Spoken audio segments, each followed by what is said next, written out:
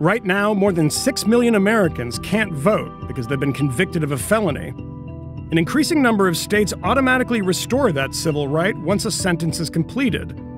But Mississippi is one of 12 that locks its citizens out of the democratic process for long after they've served their time, or forever, even for nonviolent crimes.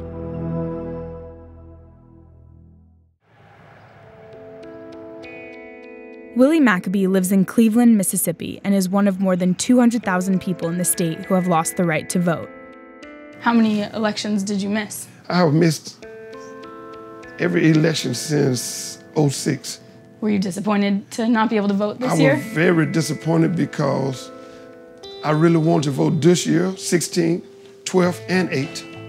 When my family would go to the votes, and they can go and I couldn't go, and I'd be standing around, everybody saying, "You gonna come in and vote?"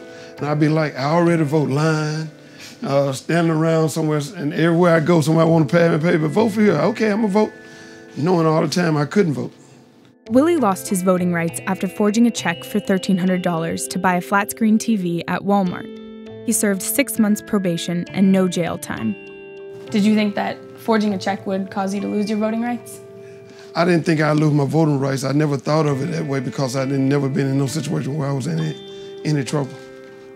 Forgery is one of 22 crimes, along with others like timber larceny, felony shoplifting, and bigamy that costs you your vote in Mississippi. And once you've lost it, there are only 2 ways to get it back. Either the governor pardons you, which hasn't happened under Republican Phil Bryant, who's been governor for 5 years, or a legislator, like State Senator Willie Simmons, goes to bat for you. In order to be able to restore that individual has to request of his or her legislator to introduce a special bill specifically for them to be allowed to have their suffrage restored. When he's not in session, Simmons runs the Senator's Place, a soul food restaurant in Cleveland. So that chicken is kicking? In February, he authored the bill to restore Willie's right to vote. Senate Bill number 2951, an act to restore the right of suffrage to Willie Maccabee of Bolivar County, Mississippi. I make the usual motion. Senator makes the usual motion. All those in favor say aye. Aye. Opposed? Motion carries. Mississippi has had a tumultuous history with voting and civil rights. What was it like in Mississippi in 1965? Hot.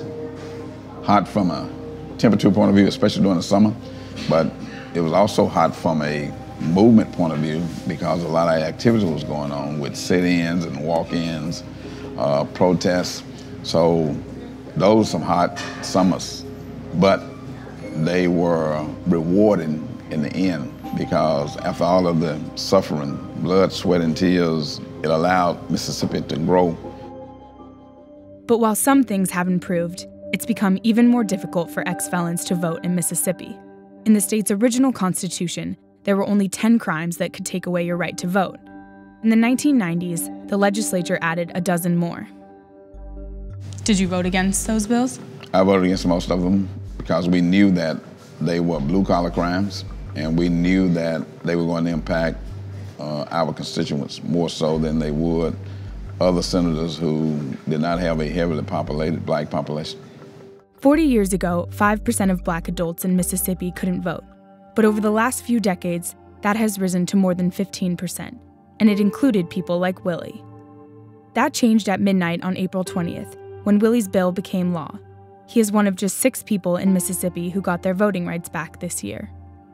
I feel real good because I feel like if it was a voting Monday, I'd be there today. But since it's not, I'm just trying to just soak it in, just knowing that I can vote again. But I guarantee it won't be too many more days before I do go and vote. Willie really is one of those situations where we probably never should have taken his suffrage rights. And that's a tragedy for the system.